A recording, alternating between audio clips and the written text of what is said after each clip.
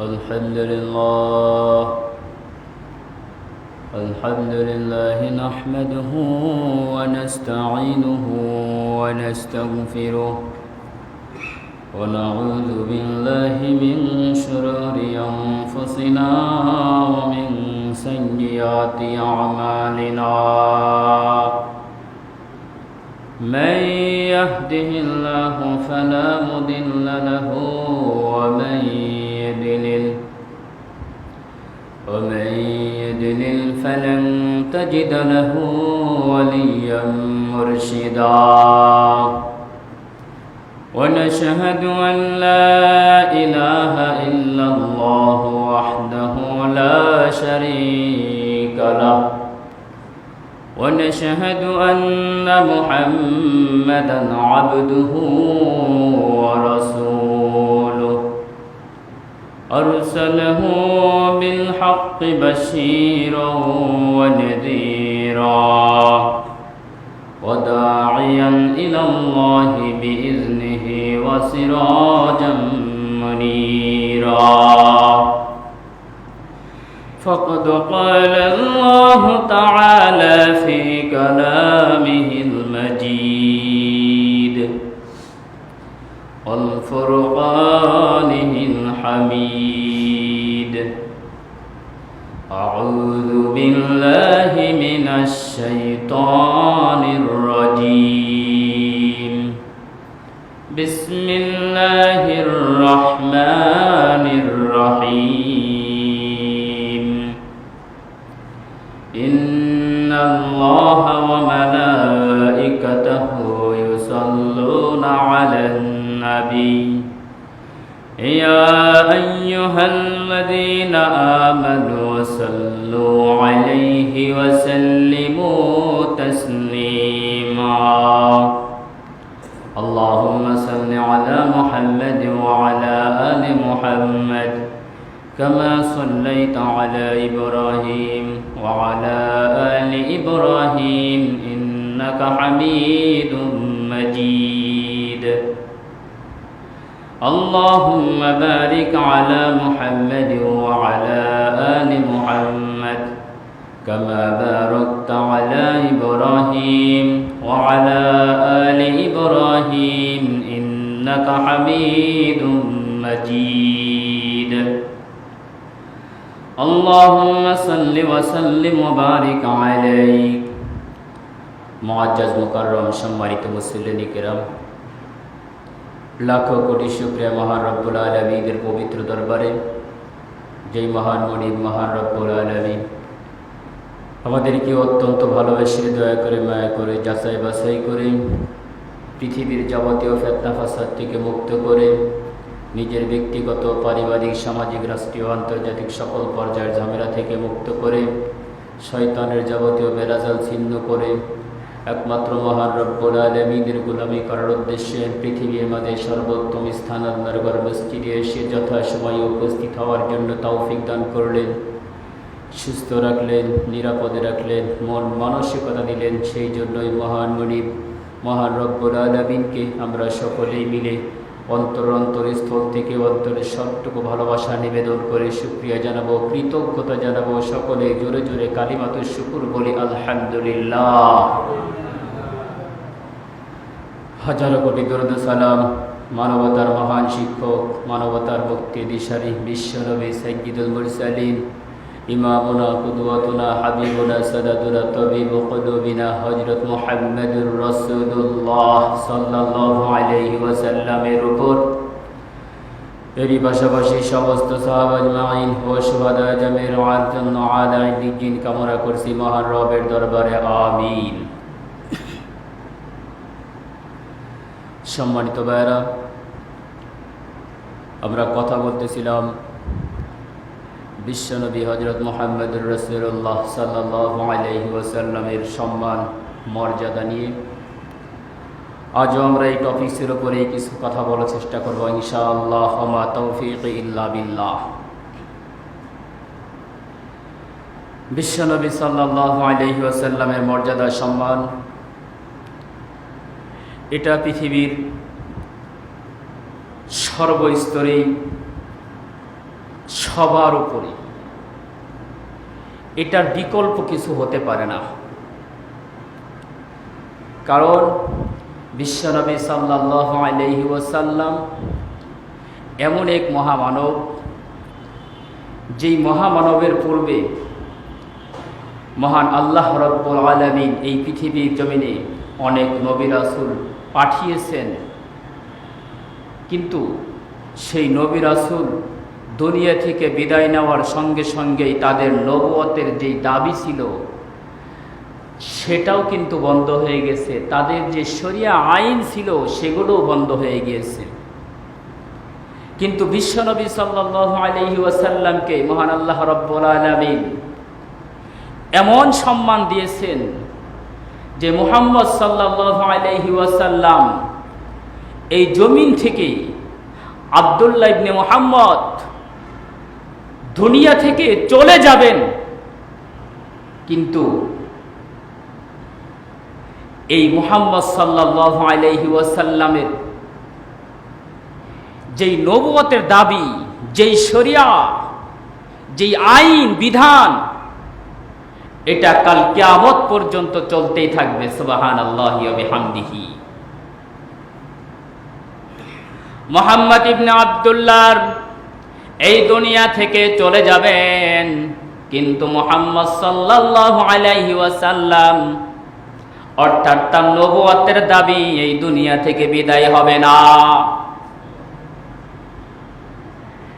এটা আমরা এখন পর্যন্ত প্রমাণ পাচ্ছি। যেমনিভাবে দেখা যায় প্রায় ১৫০০ বছর আগে এই দুনিয়ার জমিন থেকে বিশ্বনবী হযরত মুহাম্মদুর রাসূলুল্লাহ সাল্লাল্লাহু আলাইহি ওয়াসাল্লাম দুনিয়া থেকে বিদায় নিয়ে চলে গিয়েছেন। এখনো মুহাম্মদ সাল্লাল্লাহু আলাইহি ওয়াসাল্লামের নবুয়তের কাজ চলছে কিনা? কথা বলেন না কেন? চলছে না? মুহাম্মদ সাল্লাল্লাহু আলাইহি ওয়াসাল্লামের নবুয়তের কাজের ধারাবাহিকতা চলতেই আছে। এটা কাল কিয়ামত অবধি চলবে। বিশ্বনবী সাল্লাল্লাহু আলাইহি ওয়াসাল্লামের উপরে যেই কিতাব আল কুরআন আল্লাহ রাব্বুল আলামিন নাজিল করেছেন, সেই কিতাবের বিধান এখনো পর্যন্ত এই দুনিয়ার জমিনে যত মানব জাতি আছে তারা মেনে চলছে, এবং যারা আসবে কাল কিয়ামত পর্যন্ত মানতেই থাকবে। সুবহানাল্লাহ। এর পূর্বে যেই সব কিতাব আল্লাহ রাব্বুল আলামিন অন্যান্য নবী রাসূলদের উপরে নাজিল করেছেন, সেই কিতাবগুলো সেই জমানার মানব জাতিগুলো নবীরা বিদায় নেওয়ার পর সেগুলোকে উলট পালট করে কম বেশি করেছেন। কিন্তু এই পবিত্র কালামুল্লাহ শরীফ সম্পর্কে আমার আল্লাহ রাব্বুল আলামিন ঘোষণা করেছেন সূরা হিজরির ৯ নম্বর আয়াতের মাঝে, ইন্না নাহনু নাযালনা যিকরা ওয়া ইন্না লাহু লাহাফিজুন। নিশ্চয় আমি আল্লাহ এই কুরআন নাজিল করেছি এবং এটাকে সংরক্ষণের দায়িত্ব আমি নিজের কাছেই রেখেছি। সুবহানাল্লাহ। কারণ মহান আল্লাহ রাব্বুল আলামিন এই গোটা বিশ্বের সৃষ্টিকর্তা, গোটা বিশ্বের নিয়ন্ত্রণকর্তা, গোটা বিশ্বের পরিচালক। যদি ওই কোরআনের দায়িত্ব নিয়ে থাকেন সেটাকে সংরক্ষণ করার জন্য, এটাকে ধ্বংস করার মতো ক্ষমতা কারোর আছে? তো কারণ নেই, কেউ করতে পারবে না। আজ পর্যন্ত অনেক ষড়যন্ত্র চলেছে এই কোরআনের বিরুদ্ধে, কোরআনের ভুল ধরার জন্য, কোরআনকে পুড়িয়ে জ্বালিয়ে ছারখার করার জন্য। আজও পর্যন্ত কেউ পারেনি। তাহলে অন্যান্য নবীর থেকেও বিশ্বনবী সাল্লাল্লাহু আলাইহি ওয়াসাল্লামকে সম্মান মর্যাদা আল্লাহ তাআলা বেশি দিলেন কিনা? আমার আল্লাহ রাব্বুল আলামিন বললেন, আন-নাবিয়্যু আওলা বিল মুমিনিনা আলা আনফুসিহিম আন নাফসি। আল্লাহ রাব্বুল আলামিন বলেছেন, মুমিনদের কাছে তাদের জীবনের চাইতেও বেশি মূল্যবান বিশ্বনবী সাল্লাল্লাহু আলাইহি ওয়াসাল্লাম। সুবহানাল্লাহ। একজন মুমিন বান্দা, সেই মুমিন বান্দা যদি প্রকৃতপক্ষে ঈমানদার হয়ে থাকে, তার কাছে তার নিজের জীবনের চাইতেও বেশি সম্মানের অধিকার রাখে, বেশি দাম, বেশি মূল্যবান হবে বিশ্বনবী সাল্লাল্লাহু আলাইহি ওয়াসাল্লামের ইজ্জত সম্মান। সুবহানাল্লাহ।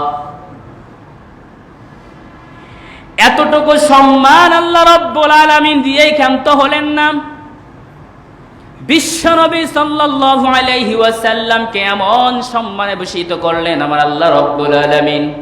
সূরাতুল হুজরাতের 2 নম্বর আয়াতের মাঝে বললেন, ইয়া আইয়ুহাল্লাযীনা আমানু লা তারফাউ আসওয়াতাকুম সাওতান নবী। আল্লাহ রাব্বুল আলামিন মুমিন বান্দাদেরকে উদ্দেশ্য করে বললেন, হে ঈমানদারগণ, ইয়া আইয়ুহাল্লাযীনা আমানু, হে ঈমানদারগণ। এইখানে কাফের মুশরিকদেরকে আল্লাহ রাব্বুল আলামিন ক্যান্সেল করে দিলেন এই বিধান থেকে। যদি কাফের মুশরিকরাও সংযুক্ত থাকতো তাহলে আল্লাহ রাব্বুল আলামিন বলতেন, ইয়া আইয়ুহান নাস, হে মানব জাতি। এই কথা আল্লাহ তাআলা বললেন না।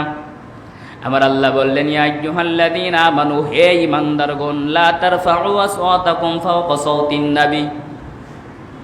তোমরা নবীর কথার উপরে, কণ্ঠস্বরের উপরে তোমাদের কণ্ঠকে উঁচু করো না। কে বললেন? আল্লাহ রাব্বুল আলামিন বললেন, হে ঈমানদারগণ, হে মুমিন বান্দারা, তোমাদের কণ্ঠস্বরকে বিশ্বনবী সাল্লাল্লাহু আলাইহি ওয়াসাল্লামের কণ্ঠস্বরের উপরে তোমরা উঁচু করো না। কারণ বিশ্বনবী সাল্লাল্লাহু আলাইহি সাল্লাম কথা বলছেন, এই কথার চাইতে সাউন্ড যেন তোমাদের কথার বেশি না হয়। বিশ্বনবী সাল্লাল্লাহু আলাইহি ওয়াসাল্লাম যেই বিধান দিয়েছেন সেই বিধানের উপরে তোমরা অন্য কোনো বিধান জারি করো না। শুধু সাউন্ড বলতে ওই যে কথার শব্দ এটাই নয়, বিশ্বনবী সাল্লাল্লাহু আলাইহি ওয়াসাল্লাম যেই বিধানটাই পৃথিবীর জমিনে নিয়ে এসেছেন এই বিধানের উপরে তোমরা কোনো বিধান জারি করতে যেও না। জারি করে না মানুষ। বিশ্বনবী সাল্লাল্লাহু আলাইহি ওয়াসাল্লামের যেই বিধানগুলো বিশ্বনবী সাল্লাল্লাহু আলাইহি ওয়াসাল্লাম রেখে গিয়েছেন তার উপরেও কিন্তু আজকে হাত রাখা শুরু হয়ে গিয়েছে। বিশ্বনবী সাল্লাল্লাহু আলাইহি ওয়াসাল্লামের সম্মানকে ধ্বংস করার জন্য, বেজ্জতি করার জন্য অনেক ষড়যন্ত্র চলছে। বিশ্বনবী সাল্লাল্লাহু আলাইহি ওয়াসাল্লামকে নিয়ে বিশ্বনবী সাল্লাল্লাহু আলাইহি ওয়াসাল্লাম যেই হাদিসগুলো রেখে গিয়েছেন, বিশ্বনবী সাল্লাল্লাহু আলাইহি ওয়াসাল্লাম আল্লাহ তাআলার পক্ষ থেকে যেই কোরআন রেখে গিয়েছেন এইগুলোকে নিয়েও অনেক ষড়যন্ত্র আজও চলছে। বিশ্বনবী সাল্লাল্লাহু আলাইহি ওয়াসাল্লামকে আজকে গালি দিচ্ছে, বিশ্বনবী সাল্লাল্লাহু আলাইহি ওয়াসাল্লামের ব্যঙ্গচিত্র প্রদর্শন করছে, বিশ্বনবী সাল্লাল্লাহু আলাইহি ওয়াসাল্লামকে বেজ্জতি করার জন্য, সম্মান নষ্ট করার জন্য অনেক ষড়যন্ত্রই চলছে এবং চলবে। কিন্তু আমার আল্লাহ রাব্বুল আলামিন বিশ্বনবী সাল্লাল্লাহু আলাইহি ওয়াসাল্লামকে সম্মানকে উঁচু করার জন্য দায়িত্ব রেখেছেন। সুবহানাল্লাহ।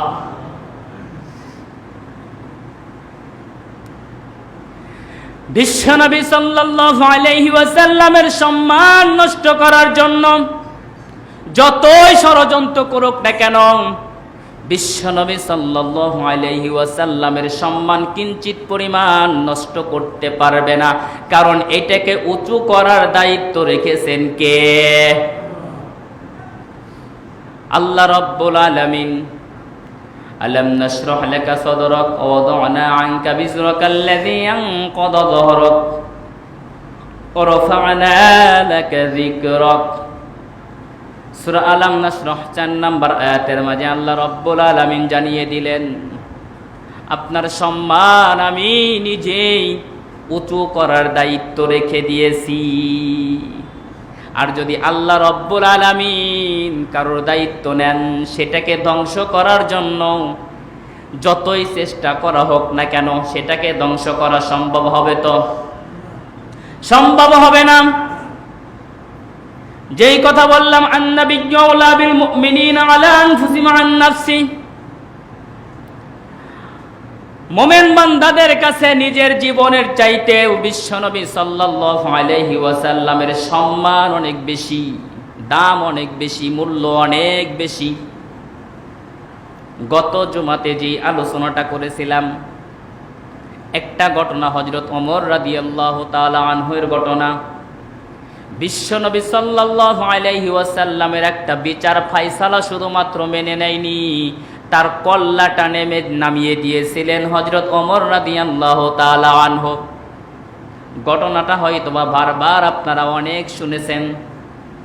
এই কথাটা বললাম, বিশ্বনবীর মর্যাদা সম্মান আল্লাহ রাব্বুল আলামিন কতটুকু দিয়েছেন, আর সেটাকে রক্ষা করার জন্য সাহাবা আজমাইন কতটুকু করেছেন। আমরাও তো মুমিন বান্দা, তাদেরই অনুসারী, আমরা কতটুকু করতেছি।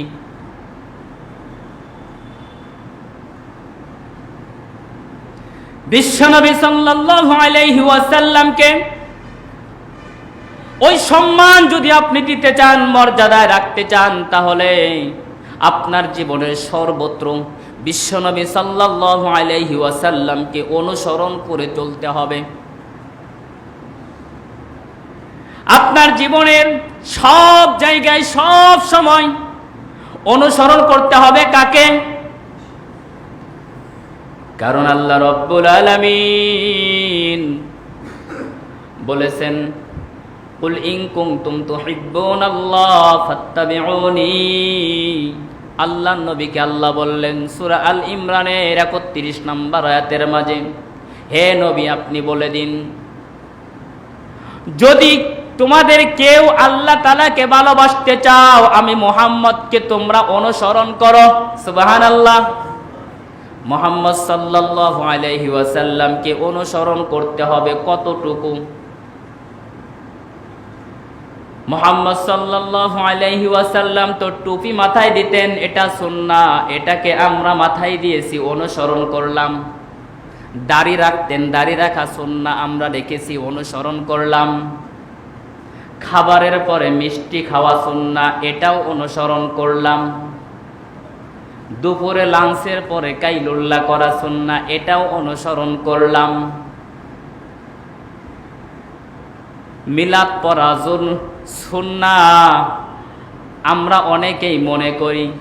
মিষ্টি খাওয়া সুন্নাহ, আমরা অনেকেই মনে করি, সেটাও আমরা করলাম। কিন্তু সর্ব জায়গায় আমার ব্যক্তিগত জীবনে, পারিবারিক জীবনে, সামাজিক জীবনে, রাষ্ট্রীয় জীবনে, আন্তর্জাতিক জীবনে, সব জায়গায় বিশ্বনবী সাল্লাল্লাহু আলাইহি ওয়াসাল্লামকে অনুসরণ করতে পারলাম কিনা, এটাও আমার আল্লাহ দেখবেন কিনা। কি বলেন? কথা বলেন না কেন? দেখবেন না? আপনার ব্যক্তিগত জীবনে, আপনার পারিবারিক জীবনে, আপনার সামাজিক জীবনে, আপনার রাষ্ট্রীয় জীবনে, আপনার রাজনৈতিক জীবনে, আপনার অর্থনৈতিক জীবনে, আপনার আন্তর্জাতিক জীবনে, সব জায়গায় তো বিশ্বনবী সাল্লাল্লাহু আলাইহি ওয়াসাল্লামকে অনুসরণ করতে হবে। মুনাফিকদের সর্দার নাম আপনারা অনেকেই জানেন, আব্দুল্লাহ ইবনে উবাই ইবনে সুলুক।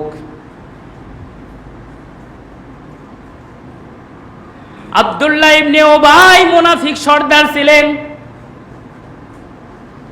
যিনি বিশ্বনবী সাল্লাল্লাহু আলাইহি ওয়াসাল্লামের সাথে জীবন যাপন করতেন, মাথায় টুপি দিতেন, দাড়ি রেখেছেন, জুব্বা পরতেন, বিশ্বনবী সাল্লাল্লাহু আলাইহি ওয়াসাল্লামের সাথেই নামাজ পড়তেন, বিশ্বনবী সাল্লাল্লাহু আলাইহি ওয়াসাল্লামের সাথেই রোজা রাখতেন, বিশ্বনবী সাল্লাল্লাহু আলাইহি ওয়াসাল্লামের সাথে ইফতার করতেন। এত সব জায়গায় মেনে চলার পরেও রাজনৈতিক জীবনে বিশ্বনবী সাল্লাল্লাহু আলাইহি ওয়াসাল্লামকে মেনে চলতেন না। নিজের আইডল হিসাবে, নিজের নেতা হিসাবে এই রাজনৈতিক জীবনে মানত না। রাজনৈতিক জীবনে মানত আবু জেহেলকে। সব কিছুই মানল, এক জায়গায় মানল না। শুধুমাত্র রাজনৈতিক জীবনে উহুদের ময়দান থেকে ৩০০ সাহাবী নিয়ে আব্দুল্লাহ ইবনে উবাই পিছপা হয়েছিল। এই জন্য তার শাস্তি হলো আল্লাহ রাব্বুল আলামিন তাকে কখনো ক্ষমা করবেন না এবং কখনো তাকে জান্নাত দেবেন না। মুহাম্মদ সাল্লাল্লাহু আলাইহি ওয়াসাল্লামকে এত ভালোবাসতেন আব্দুল্লাহ ইবনে উবাই, এত ভালোবাসতেন, এত সম্মানের স্থানে রাখতেন। একদিন আলোচনা প্রসঙ্গে বলতেছেন, আল্লাহ রব্বুল আলামিন আব্দুল্লাহ এবং আব্দুর রহমান এই দুইটা নাম আল্লাহ তাআলার কাছে অনেক পছন্দনীয়। সাথে সাথে পিছন থেকে উঠে দৌড় দিয়ে বাড়িতে গিয়ে নিজের ছেলের নাম রাখলেন আব্দুল্লাহ, নিজের নাতির নাম রাখলেন আব্দুল্লাহ, নামগুলো পরিবর্তন করে দিলেন। এখান থেকে বোঝা যাচ্ছে আল্লাহর রাসূল সাল্লাল্লাহু আলাইহি ওয়াসাল্লামকে কতটা ভালোবাসতেন, কতটা সম্মান করতেন। আল্লাহর রাসূল সাল্লাল্লাহু আলাইহি ওয়াসাল্লাম দুটো নাম বলার সাথে সাথে নিজের বাড়িতে গিয়ে নিজের ছেলের নাতির নামগুলো পরিবর্তন করে দিলেন। আব্দুল্লাহ ইবনে উবাই যখন মারা গেল, মারা যাওয়ার পর আব্দুল্লাহ উবাইয়ের ছেলে বিশ্বনবী সাল্লাল্লাহু আলাইহি ওয়াসাল্লামের কাছে এসে সংবাদ জানালেন, ইয়া রাসূলুল্লাহ, ইয়া হাবিবাল্লাহ, আপনার সাহাবী আমার বাবা মারা গিয়েছেন, ইন্তেকাল করেছেন। সাথে সাথে নিজের গায়ের চাদরটা বিশ্বনবী সাল্লাল্লাহু আলাইহি ওয়াসাল্লাম আব্দুল্লাহর হাতে ধরাই দিলেন যে এটা দিয়ে তোমার বাবার কাফনের কাপড় হিসেবে ব্যবহার করো। এবং জানাজা পড়ার জন্য রওনা হচ্ছেন হযরত ওমর রাদিয়াল্লাহু তাআলা আনহু বিশ্বনবী সাল্লাল্লাহু আলাইহি ওয়াসাল্লামের জামার আস্তিন টেনে ধরলেন, ইয়া রাসূলুল্লাহ, ইয়া হাবিবাল্লাহ, আপনি কোথায় যাচ্ছেন? সেনা আপনাকে কত কষ্ট দিয়েছে, উহুদের ময়দান থেকে ৩০০ সাহাবী নিয়ে পালিয়ে গিয়েছেন, আপনি তার জানাজা পড়তে যাচ্ছেন কেন? বিশ্বনবী সাল্লাল্লাহু আলাইহি ওয়াসাল্লাম বললেন, ওমর, আমার আল্লাহ এখনো পর্যন্ত তার জানাজা পড়ার জন্য, তার জন্য মাগফিরাতের দোয়া করার জন্য নিষেধ করেন নাই। অতএব আমার আল্লাহ যেহেতু এখনো পর্যন্ত নিষেধ করেননি, আমি যাব এবং দোয়া করব, জানাজা পড়াবো। বিশ্বনবী সাল্লাল্লাহু আলাইহি ওয়াসাল্লাম জানাজার নামাজ পড়ানোর জন্য শুরু করলেন। তার জন্য মাগফিরাতের দোয়া করছেন। অন্যান্য জানাজায় একবারই দোয়া করে আল্লাহ কবুল করে নেয়, বারবার রিপ্লাই করছেন দোয়াটা মাগফিরাতের, কিন্তু আমার আল্লাহর কবুল করছেন না। কারণ আল্লাহ যদি কবুল করেন, আল্লাহর রাসূলের কাছে সিগন্যাল আসবে কিনা? সিগন্যাল আসবে, সেই সিগন্যাল আর আসছে না, বারবার রিপ্লাই করছে। তখন আমার আল্লাহ রব্বুল আলামিন জিবরাইল আমিন আলাইহিস সালাতু ওয়াস সালামকে পাঠিয়ে দিলেন সূরাতুত তাওবার ৮০ নম্বর আয়াত দিয়ে, ইস্তাগফির লাহুম আও লা তাস্তাগফির লাহুম। আপনি তার জন্য বারবার দোয়া করেন আর নাই করেন সেটা সমান, কারণ তার জন্য মাগফিরাতের দোয়া করা আর না করা সমান। কথাটা কিন্তু এমন বলেন নাই, বহু বচন বলেছেন, ইস্তাগফির লাহুম আও লা তাস্তাগফির লাহুম। মানে তার মতো আরো যত মানব জাতি এই পৃথিবীর জমিনে আসবে তার অনুসারী, তাদের জন্য যত দোয়া করা হবে আর দোয়া না করা হলেও সেটা সমান হবে। তার মানে আব্দুল্লাহ ইবনে উবাই দুনিয়া থেকে বিদায় নেওয়ার পর তার ছেলেপেলা এই দুনিয়াতে থাকবে আমার আল্লাহ তাআলা জানেন কিনা? সেই জন্য আব্দুল্লাহ ইবনে উবাইয়ের অনুসারী আজও দুনিয়ায় যত আছে, তোমাদেরকে জানিয়ে দেওয়ার জন্য আমি আয়াতটা তেলাওয়াত করলাম। যদি তোমার আচরণ, তোমার জীবন যাপন ওই আব্দুল্লাহ ইবনে উবাইয়ের মতো হয়ে থাকে, তোমাকে সাবধান করে দিচ্ছি, এখনো সময় আছে, তুমি ফিরে আসো সঠিক রাস্তায়, ঠিক কিনা? যদি সঠিক রাস্তায় ফিরে না আসো, তোমার মৃত্যুর পরেও তুমি বাইতুল্লাহর ইমাম দিয়েও যদি তোমার জন্য দোয়া করাও, ওই দোয়া আল্লাহ কবুল করবেন না। কারণ আল্লাহর রাসূলের দোয়া যদি আল্লাহ ফিরিয়ে দিতে পারেন, বাইতুল্লাহর খতিবের দোয়াকে আল্লাহ ফিরাই দিতে পারবেন না? কি পারবেন না? যেই নবীকে আল্লাহ রাব্বুল আলামিন এত সম্মান দিলেন, এত সম্মান দিলেন, হাত তুলে দোয়া করার কোনো প্রয়োজন হতো না, শুধু মনের বাসনা হতো, সাথে সাথে আল্লাহ দোয়া কবুল করে নিতেন। কিন্তু আল্লাহর হাবিব সাল্লাল্লাহু আলাইহি ওয়াসাল্লাম আব্দুল্লাহ ইবনে উবাইয়ের জন্য যখন দোয়া করা শুরু করলেন, করতেছেন, আল্লাহ কবুল করছেন না, এবং বলছেন তুমি তার জন্য এবং তাদের মতো আরো যত দুনিয়ায় আসবে তাদের জন্য যতই দোয়া করো না কেন, আর নাই করো সেটা সমান। ইভেন কি 70 বারও যদি তুমি দোয়া করো, সে দোয়াও আমি আল্লাহ কবুল করব না।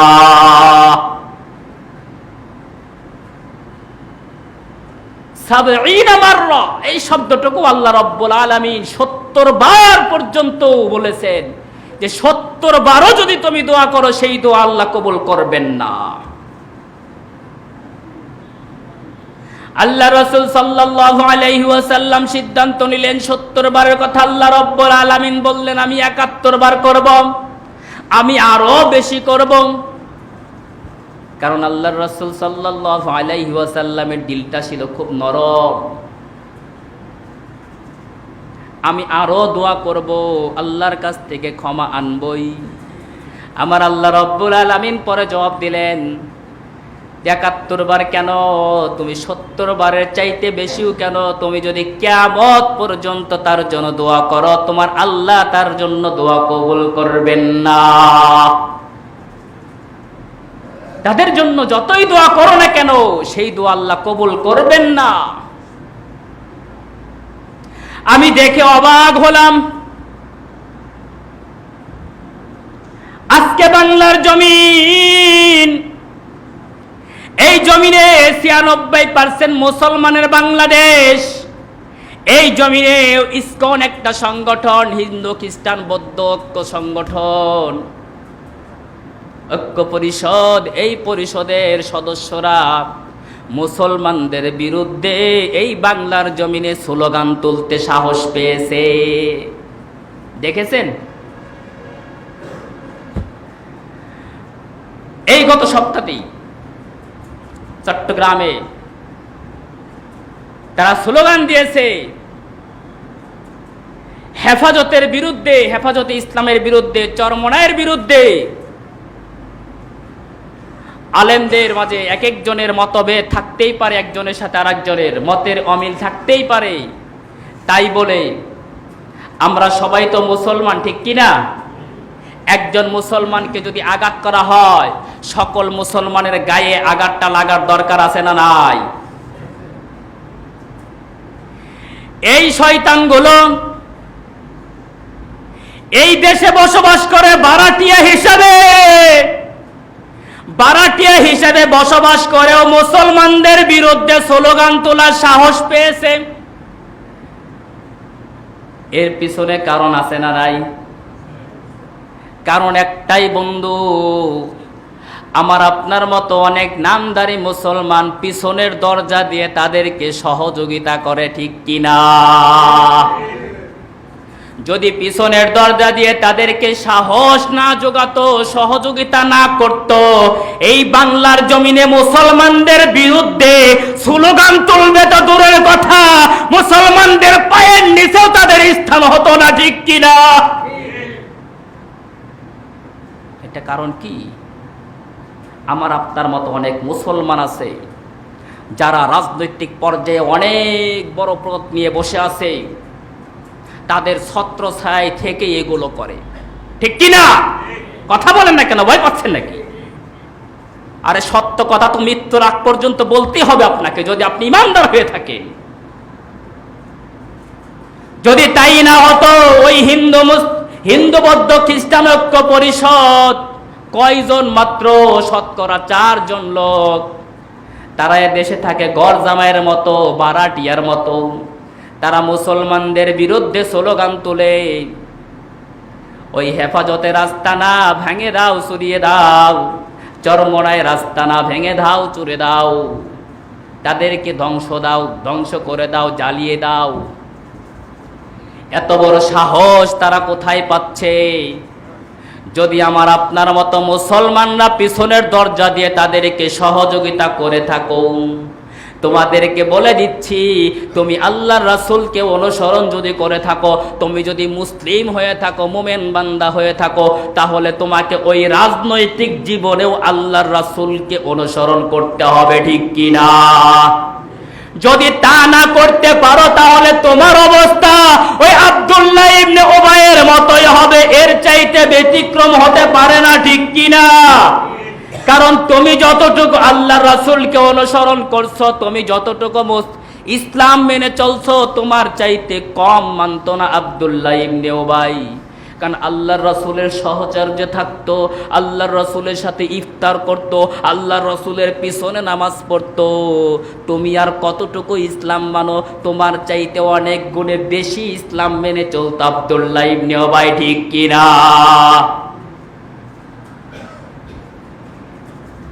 সেই জন্য আমরা মুমিন বান্দা মুসলমানদের পক্ষ থেকে জানিয়ে দিতে চাই, বাংলাদেশ সরকারকে, প্রশাসনকে, এরকম হিন্দু বৌদ্ধ খ্রিস্টান ঐক্য পরিষদ কিসকনকে এই বাংলার জমিন থেকে বিদায় করার দরকার আছে না নাই? আগে তারা শুধুমাত্র স্লোগান তুলতো জামাতে ইসলামের পিছনে, জামাতে ইসলামের বিরুদ্ধে। আজকে শুরু করেছে হেফাজতে ইসলামের বিরুদ্ধে, চরমোনায়ের বিরুদ্ধে, আগামীকাল তুলবে হলো শর্ষিনার বিরুদ্ধে, এরপরে তুলবে বিএনপির বিরুদ্ধে, আছে না নাই? কারণ আস্তে আস্তে স্টেপ বাই স্টেপ তারা সামনে চলবে, তখন দেখবে একটা নার্ভও তারা বাকি রাখবেন না এই মুসলমানদের আঘাত করেনি।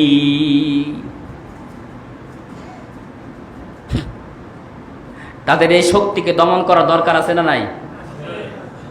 যদি দরকার এখনো না হয়, যদি এখনো না হয়, মুসলমানদেরকে বলে দিচ্ছি, তোমাদের এক একজনের সাথে এক একজন এক এক পীরের মুরিদ হতে পারো, রাজনৈতিক জীবনে এক একজন এক এক দল করতে পারো,